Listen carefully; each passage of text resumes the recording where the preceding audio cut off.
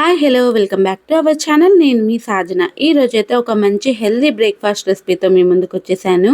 అదే తోటకూర యూజ్ చేసుకుంటూ మనం రాగి ముద్దలు అయితే చేయబోతున్నాము.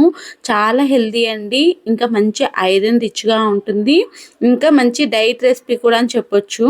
ఈ రెసిపీ వచ్చేసి మనకి డయాబెటిక్స్ ఉన్న వాళ్ళు కూడా తినొచ్చు అనమాట. అంతలా యూజ్ అయ్యే రెసిపీ అనమాట. మస్ట్ అండ్ షుడ్గా ట్రై చేయండి.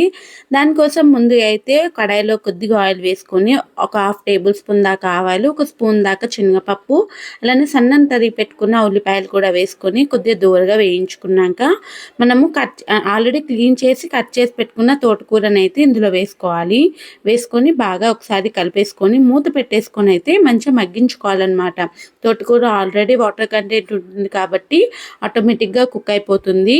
ఇలా కుక్ అయిన తర్వాత అయితే మనము ఏ కప్తో అయితే రాగిపిండి తీసుకుంటామో ఆ కప్లో అయితే 1 కప్ దాకా అయితే పూర్తిగా 1 కప్ దాకా అయితే వాటర్ వేసుకొని అందులో కొద్దిగా సాల్ట్ వేసుకొని మరిగించుకోవాలి.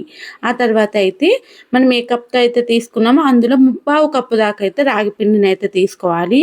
తీసుకొని ఇలా కలుపుతూ ఉండాలన్నమాట. అంటే మనకి ఎక్కడ కూడా పిండి అనేది ఉండకుండా కలుపుతూ ఉండాలి.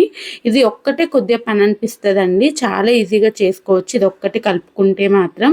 ఇలా బాగా కలిపేసుకున్న తర్వాత స్టవ్ ఆఫ్ చేసుకొని కొద్దిగా గోరువెచ్చగా అయిన తర్వాత చేతికి కొద్దిగా నీళ్ళని తగిలించుకుంటూ ఇవైతే చిన్న చిన్న సంగటి ముద్దలు అంటాం కదా, చిన్న చిన్నగా రాగి ముద్దలాగైతే చేసేసుకోవాలి. మీకు కావాలంటే కొద్దిగా నెయ్యి, అంటే నెయ్యిని కానీ లేదా నూనెని కానీ కూడా చేతికి అప్లై చేసుకొని కూడా చేసుకోవచ్చు. కానీ ఇది ఆల్రెడీ గోరువెచ్చగా ఉంటుంది కదండి. ఆయిల్ అంటే చేతికి అప్లై చేస్తే ఏంటంటే కొద్దిగా కాలుతున్నట్టు అనిపిస్తుంది. అదే నీళ్ళని అప్లై చేసుకుంటూ ఇలా ఉండలా చేసుకున్నామంటే ఈజీగా చేసేసుకోవచ్చు అనమాట.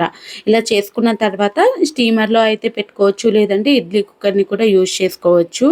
ఇలా అయితే నా దగ్గర అయితే స్టీమర్ ఉంది కాబట్టి నేను స్టీమర్లో వేస్తున్నాను. మీకు కావాలంటే ఇడ్లీ కుక్కర్లో కూడా మంచిగా కుక్ చేసుకోవచ్చు. ఎలా మనకి స్టీమర్ ఎంత పడుతుందో అంత వేసేసుకొని ఇలా అయితే ఒక 10 నుంచి 15 నిమిషాల పాటు అయితే స్టీమ్ చేసుకోవాలి. ఇలా స్టీమ్ చేసుకున్న తర్వాత ఎంబటే మనం సర్వ్ చేసుకోకుండా ఒక 10 నిమిషాలు ఆగి సర్వ్ చేసుకున్నాము అని అంటే మన టేస్టీ అలానే హెల్దీ చిన్న చిన్న తోటకూర రాగి ముద్దలు అయితే రెడీ అయిపోతాయి. చాలా హెల్దీ రెసిపీ అండి. ఎప్పుడు రాగి సంకటే కాకుండా అప్పుడప్పుడు ఇలా ఒకసారి ట్రై చేయండి, మీకు నచ్చుతుంది అని అనుకుంటున్నాను. ఈ రెసిపీ కానీ మీకు నచ్చితే లైక్ చేసి మీ ఫ్రెండ్స్ అండ్ రిలేటివ్తో షేర్ చేసేసుకోండి. అలానే మరిన్ని కొత్త వీడియోస్ కోసం మన ఛానల్ని సబ్స్క్రైబ్ చేసేసుకోండి. మీకు ఇంకేమైనా రెసిపీస్ కావాలి అని అన్నా సరే కామెంట్ చేయండి. ఈ రెసిపీ ఒక్కసారి మాత్రం మీ ఇంట్లో ట్రై చేయడం మాత్రం అసలు మర్చిపోకండి. అలానే ఇంకో వీడియోతో ఇంకో రెసిపీతో నేను మీ ముందుంటాను. Signing of.